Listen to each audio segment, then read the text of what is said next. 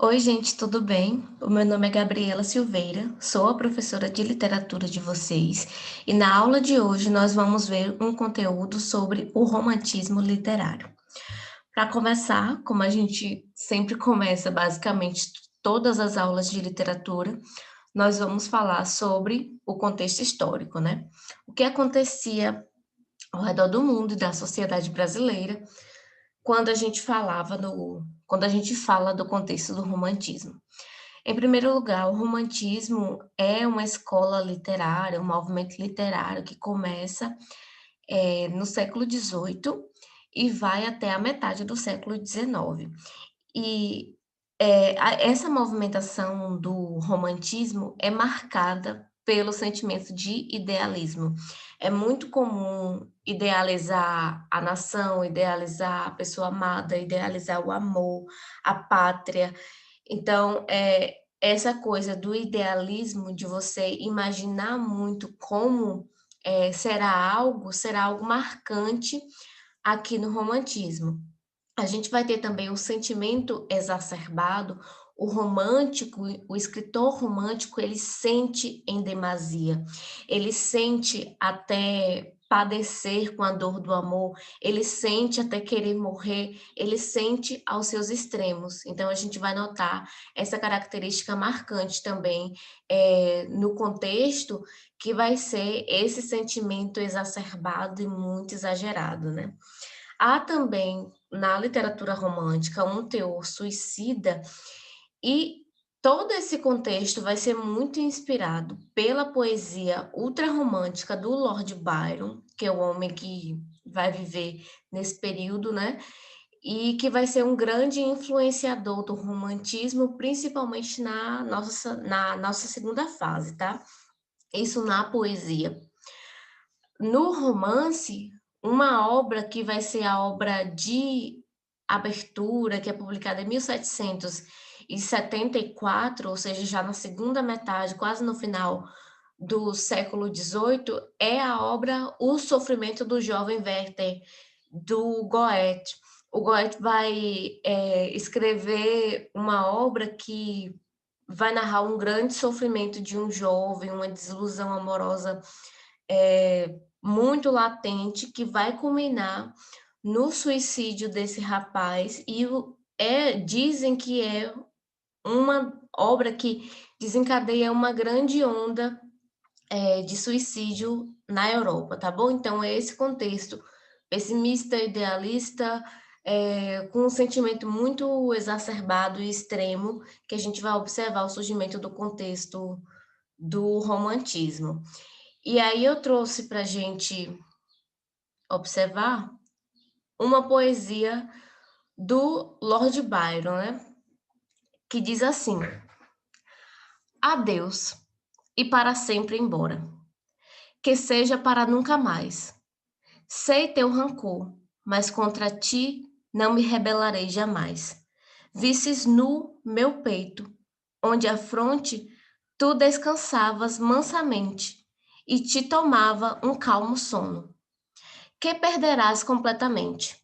Que cada fundo de pensamento no coração pudesses ver, que estava mal deixá-lo assim, por fim virias a saber. Louvo-te o mundo por teu ato.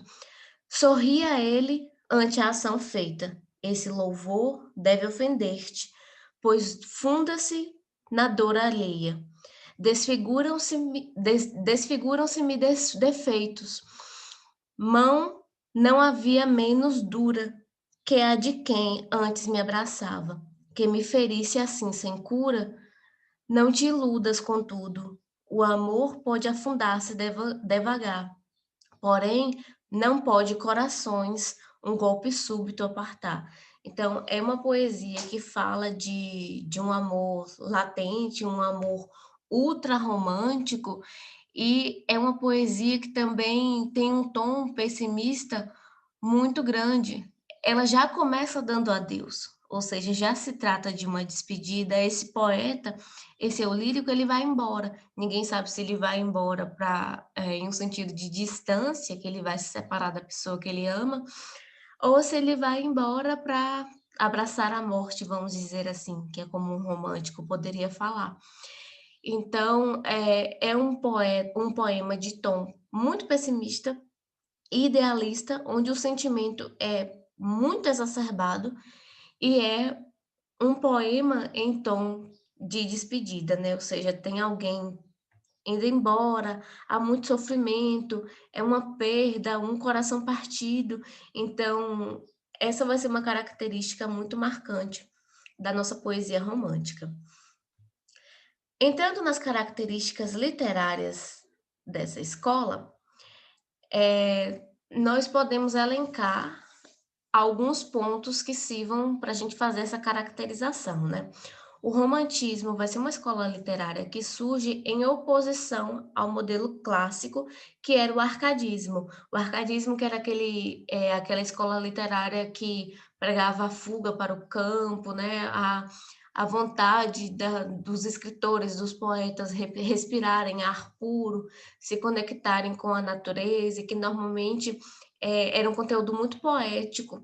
Então, o romantismo surge em oposição a esse modelo clássico, que é o arcadismo, né. Na verdade, isso é muito comum em literatura, a gente vê surgindo novas escolas, sempre como em oposição à escola anterior, né.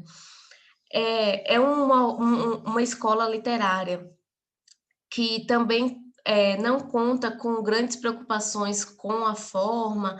Normalmente a gente vai observar narrativas longas, com foco em apenas um indivíduo, e isso já é uma característica do romance. No arcadismo, a poesia era muito predominante. Aqui no romantismo, apesar da gente ter a poesia vindo com força também, a gente vai observar que o romance ganha um espaço muito notável. E a produção em prosa do romantismo, acaba ficando muito famosa, né, e conquistando um espaço de respeito dentro da literatura. Então essa narrativa longa vai ser uma das características do romantismo, porque, ele dá espaço para o gênero romanesco, né, para o romance. Há também o desenvolvimento de uma trama, e isso também já é uma característica marcante do romance, que vai contar a história, né, de um indivíduo ou de um grupo de indivíduos, tendo foco, nessa personagem, e a gente acompanha o desenvolvimento desse personagem. A subjetividade também é uma característica muito grande, principalmente na poesia, a fuga da realidade e o egocentrismo. O escritor romântico, o poeta, o prosador romântico, normalmente vai produzir uma literatura muito voltada para o eu, que vai ser, por exemplo, diferente lá daquela crítica que a gente viu na aula sobre realismo, né, que tem um objetivo de ser mais objetiva, de ser voltada para uma coletividade, criticar um grupo. Aqui não, a gente vai observar a subjetividade como um dos focos da narrativa, a fuga da realidade e também o egocentrismo, que é o eu lírico voltado apenas para si, para os próprios sentimentos.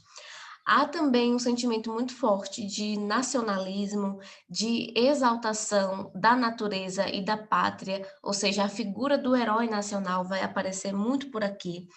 Há a idealização da sociedade, do amor e da mulher, como eu já havia comentado, né.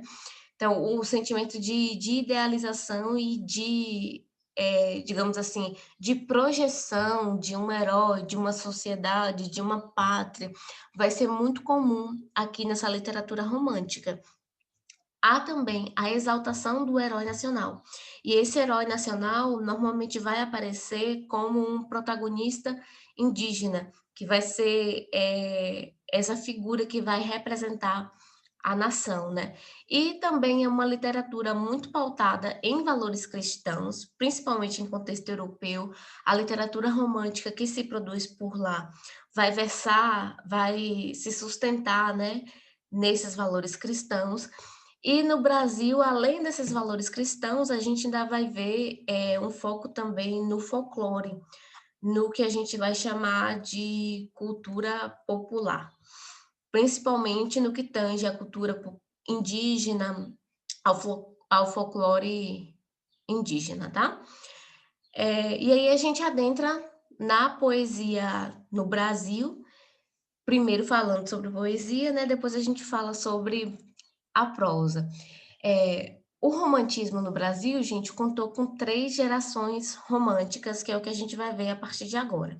A primeira geração, que foi de 1836 até 1852, foi a geração nacionalista ou indianista, porque tinha muito aquela questão da idealização do herói nacional, que era a figura do indígena. Então, um autor que lança a abertura desse movimento é o Gonçalves de Magalhães, com a obra Confederação dos Tamoios, de 1856. Essa obra é uma reunião de diversos poemas, onde ele vai narrando, fazendo uma narrativa basicamente épica sobre esse protagonista que é indígena, e a gente vai acompanhando através dos cantos, ou seja, através dos poemas, assina, né, o destino desse personagem. E aí eu trouxe um trecho para a gente observar como está escrito, né? E diz assim: redobrando de força, qual redobra a rapidez do corpo gravitante, vai discorrendo e achando em seus arcanos novas respostas às razões ouvidas. Mas a noite declina e branda aragem começa a refrescar. Do céu, os lumens perdem a nitidez, desfalecendo. Assim, já frouxo o pensamento do índio e entre a vigília e o sono, vagueando, pouco a pouco, se olvida e dorme e sonha. Ou seja, aí é só um trechinho, o início desse poema, que vai se caracterizar em um poema longo, dividido em cantos, lembrando as grandes epopeias que falavam dos grandes semideuses, dos grandes imperadores, das grandes personalidades gregas. Então, lembra um pouco a Odisseia, a Ilíada, ou seja, é uma obra que foi feita para ser pensada como uma obra de uma figura grandiosa. Aqui, o nosso herói nacional, o nosso indígena, também vai ser essa figura gloriosa, né? Então, a gente vê aí uma poesia que não vai versar sobre o amor, por exemplo, vai versar sobre essa figura do indígena como herói nacional, né? E aqui eu trouxe um quadro que é uma representação que lembra o trecho do poema que a gente viu, né? O quadro é O Último Tamoio, de Rodolfo Amoedo, de 1883, que a gente vê aí a perda de um guerreiro, né? É importante lembrar que o indígena dessa fase, ele não vai ser lembrado para retratar apenas a cultura, aquela cultura ali do trato com a terra, da pesca, aquela cultura pacífica. Ele vai ser muito observado como um índio guerreiro, aquele índio que faz de tudo para defender o seu povo, aquele índio que vai para a guerra. Essa é a figura do índio marcada aqui no romantismo.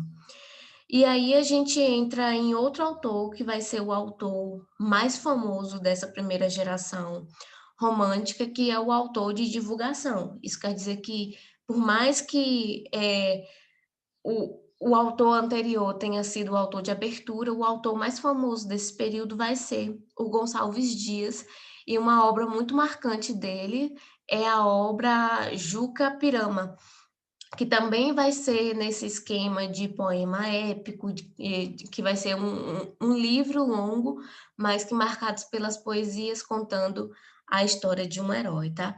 E aí o trechinho do poema diz assim: meu canto de morte, guerreiros, ouvi. Seu filho das selvas, nas selvas cresci. Sou filho das selvas, nas selvas cresci. Guerreiros descendo da tribo Tupi. Ou seja, o poema tem o objetivo de exaltar a figura do indígena que aqui ocupa o lugar do guerreiro, né? Entrando na segunda geração romântica, a gente vai chamar ela de ultrarromântica, porque a gente vai observar aqui todos aqueles sentimentos que a gente viu na poesia do Lord Byron, só que acontecendo de uma maneira bem mais exacerbada, bem mais exagerada. Então, nessa segunda geração, a gente não vai observar mais tanto foco no nacionalismo, naquela figura do herói nacional. Agora a gente vai ver o sofrimento em excesso e o culto à morte. Essa segunda geração romântica é tão pessimista, mas tão pessimista, que é um poeta que vive em sofrimento agoniante, quase constante, que ele vai cultuar a morte, a figura da morte, pedindo basicamente pedindo para ser levado para que esses sofrimentos, em vida sejam sanados, né. Vai ser uma fase que vai lidar muito com sonho, com devaneio, com idealização e amor platônico. E também uma característica marcante vai ser o amor trágico. Quase sempre os amores aqui vão ter um final bem tristinho, viu? E um pessimismo geral em relação ao mundo. Essas são as características dessa segunda fase, dita ultrarromântica, ou também pode ser chamada de fase byroniana, inspirada lá no poeta Lord Byron, que é aquele poeta super pessimista, né?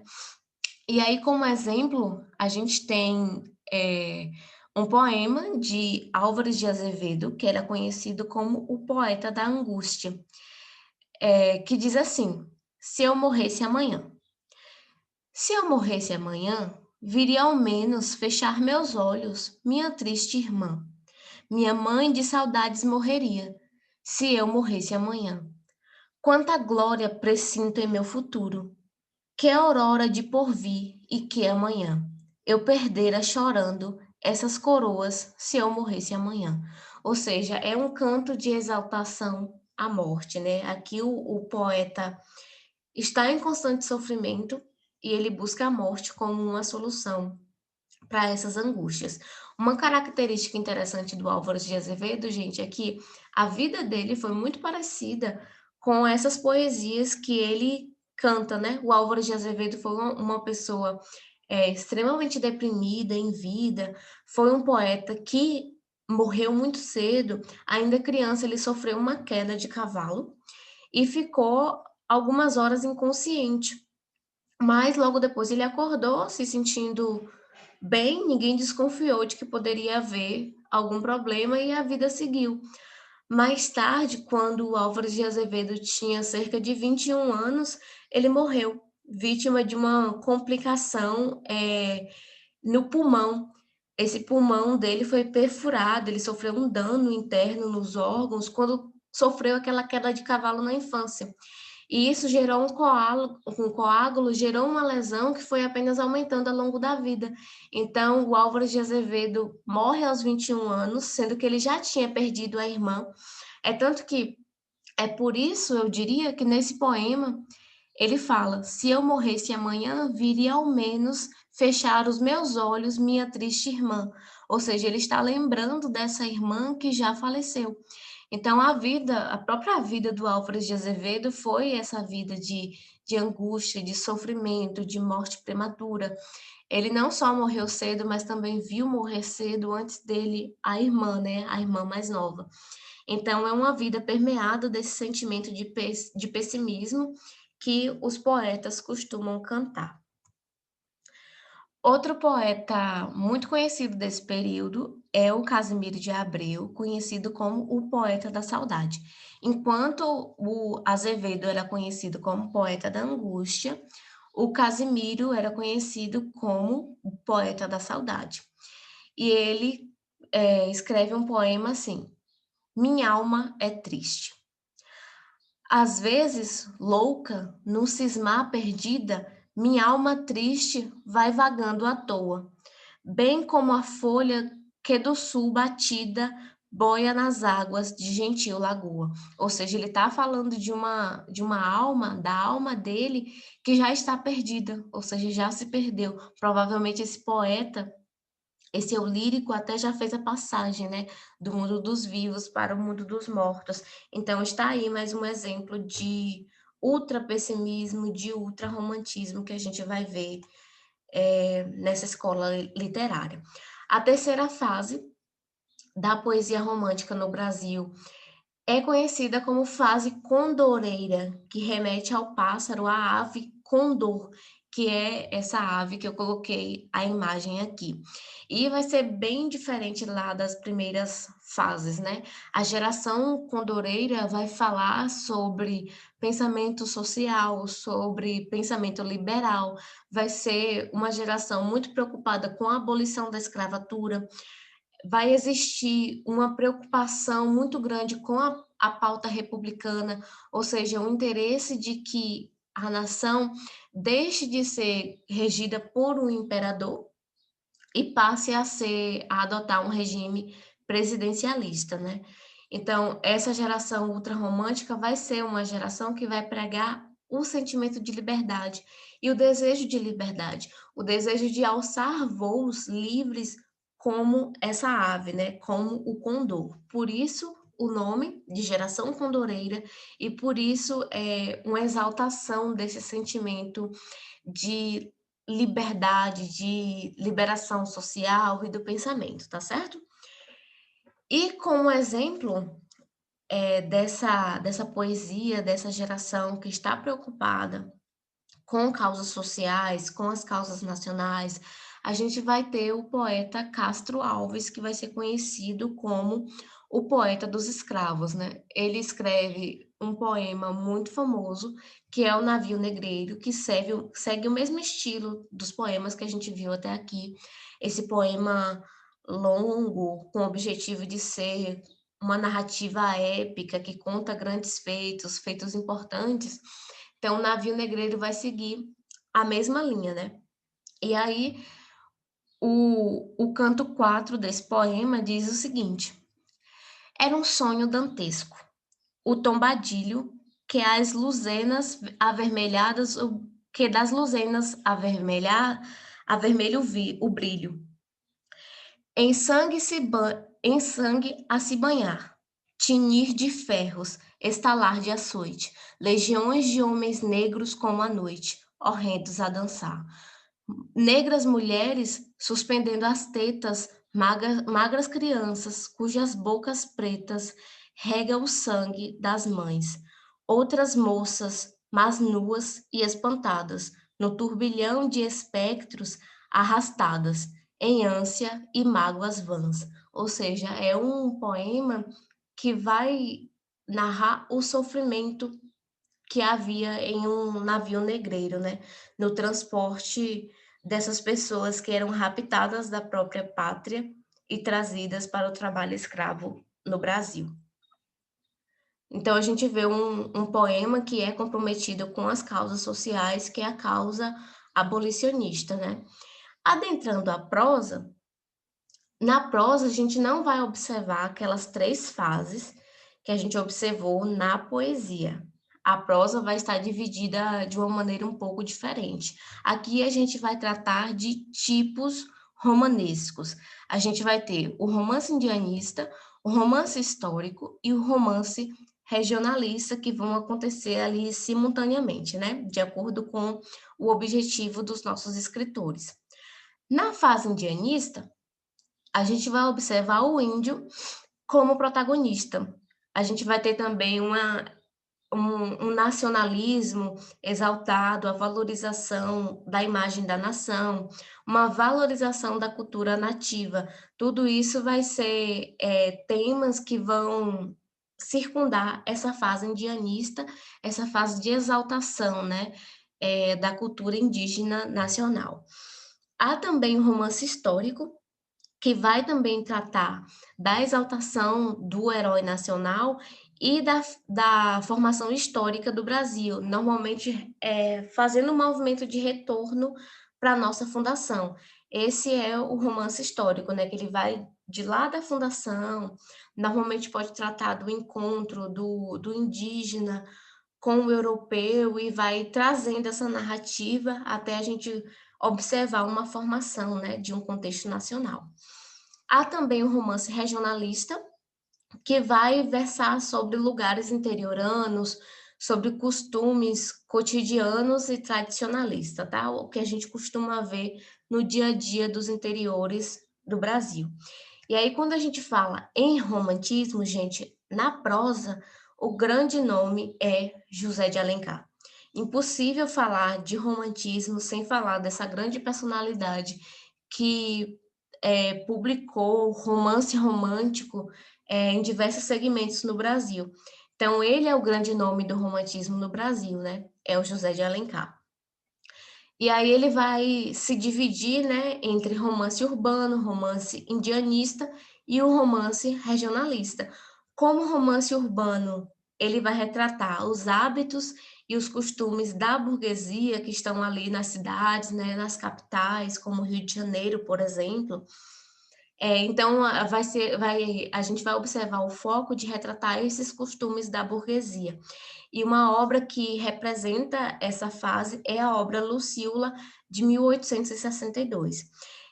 O José de Alencar tem também a fase indianista, que a gente vai observar o herói sendo o índio, né, a figura do índio como herói, e aí a gente tem as obras Ubirajara, de 1874, Iracema, de 1865, o Guarani, de 1857. Inclusive, essas obras ganham um peso nacional muito grande, né? Principalmente Iracema, que inclusive tem adaptação para cinema e vocês podem encontrar vídeos no YouTube para assistir. O romance regionalista, o José de Alencar vai escrever sobre os costumes interioranos e sertanejos, né? Então ele buscou atender todas essas camadas da sociedade brasileira, e a obra que representa o romance regionalista é a obra Tio, de 1872. Porém, um outro autor que tem um pezinho ali no romantismo, que começa a sua literatura produzindo romantismo, é o Machado de Assis. O Machado é o grande nome do regionalismo. Porém, isso não quer dizer que um autor não pode circular entre outras escolas literárias, né? É isso que o Machado faz. Ele começa escrevendo muito mais ligado ao romantismo do que ao realismo de fato. Apesar de que a obra romântica dele já pode conter traços do romance realista, tá? E aí, um exemplo de obra é o Helena, o romance Helena, de 1876, que vai contar a história de uma moça pobre que é, é tratada como filho, como filha de um homem que possui dinheiro, que possui terras, e ela tem que ser adotada na família depois da morte deste homem, né? E tem que conviver ali dentro dessa família. Só que ela é muito rejeitada porque é, na verdade, mais uma herdeira para dividir a herança da família, né? E ela acaba protagonizando um romance com um homem que seria o seu irmão. Ou seja, o irmão se percebe apaixonado por Helena, mas eles ficam naquele dilema, né? No caso, nossa, você é minha irmã, minha meia-irmã, e isso é imoral, porque se trata de um caso de incesto. Mas depois a gente vai observar uma reviravolta incrível no romance e a gente vai perceber que as coisas não são bem assim como eles acreditavam. Então, essa é a fase romântica do Machado de Assis, mas que já vem com traços realistas, que é a crítica à ambição por dinheiro, que envolve boa parte dos personagens desse romance, né? E aí, para finalizar, gente, para ver se a gente consegue finalizar, fixar um pouco o conteúdo que vimos até agora, eu trouxe para a gente um pouco de questões sobre o romantismo. Vamos ver se a gente consegue resolver. Vocês podem, se quiserem, pausar o vídeo, ler as questões e depois ver se vocês conseguem acertar, ou pode acompanhar já a leitura comigo. A primeira questão diz assim: assinale a alternativa que completa adequadamente a seção. O romantismo, graças à ideologia dominante e a um complexo conteúdo artístico, social e político, caracteriza-se como uma época propícia ao aparecimento de naturezas humanas marcadas por, letra A, teocentrismo, hipersensibilidade, alegria, otimismo e crença. Letra B, etnocentrismo, insensibilidade, descontração, otimismo e crença na sociedade. Letra C, egocentrismo, hipersensibilidade, melancolia, pessimismo, angústia e desespero. Letra D, teocentrismo, insensibilidade, descontração, angústia e desesperança. E letra E, egocentrismo, hipersensibilidade, alegria, descontração e crença no futuro. Qual vocês acham que são a opção? E não adianta nem eu perguntar, né? Porque ninguém vai me responder. Gente, para essa opção, a gente vai marcar a letra C. A letra C, que vai tratar sobre egocentrismo, hipersensibilidade, melancolia, pessimismo, angústia e desespero. Todo esse conjunto de sentimentos ruins, meio cabisbaixos, vão ser características marcantes do romantismo literário brasileiro. Tem essa opção, a letra E, só que não pode ser porque ela fala de alegria, de crença no futuro. O romântico, a gente pode dizer que a gente observa uma crença no futuro na literatura romântica, mas só se esse futuro for a morte. Aí a gente pode dizer que observa uma crença no futuro, né? Mas ainda assim não pode ser essa opção por conta desse sentimento de alegria. Com certeza a alegria não faz parte da literatura romântica, tá? Então só pode ser o egocentrismo, que a gente já mencionou sobre isso. A literatura romântica ela é bem egocêntrica, a hipersensibilidade, a melancolia, o pessimismo, a angústia e o desespero. Seguindo, né? Segunda questão. A gente vai ter um soneto de Álvares de Azevedo, que diz assim: já da morte, o palor me cobre o rosto. Nos lábios, meus o alento desfalece. Surda agonia o coração fenece, e devora meu ser mortal, desgostoso. Do leito, embalde no macio encosto. Tento o sono reter, já esmorece o corpo exausto que o repouso esquece. Eis o estado em que a mágoa me tem posto. O Deus, o teu adeus, o teu adeus, minha saudade, fazem que insano do meu viver me prive e tenha os olhos meus na escuridade. Dá-me a esperança com que o ser mantive. Volve ao amante os olhos por piedade, olhos por quem viveu, quem já não vive. Então, olha que poema pessimista, né? Tem um tom de adeus, de saudade e de exaltação da morte, né? Aí a gente vem para a questão. O núcleo temático do soneto citado é típico da segunda geração romântica, da geração ultrarromântica, né? Porém, configura um lirismo que projeta para além desse momento específico. O fundamento desse lirismo é, letra A angústia alimentada pela constatação da irreversibilidade da morte. Letra B, a melancolia que frustra a possibilidade de reação diante da perda. Letra C, o descontrole das emoções provocado pela autopiedade. Letra D, o desejo de morrer como alívio para a desilusão amorosa. Letra E, o gosto pela escuridão como solução pelo sofrimento. Qual seria a alternativa? Gente, a única alternativa possível para essa questão é a letra A, porque a angústia é um sentimento que caracteriza, né, o romantismo e principalmente caracteriza a poesia do Álvares de Azevedo. Retornando aqui um pouco, quando a gente falou dele, Aqui, o Álvares de Azevedo, olha entre parênteses aí, conhecido como o poeta da angústia. Então, esse título foi um título que ele empenhou na sua literatura, né? Então, é um poema do Álvares de Azevedo.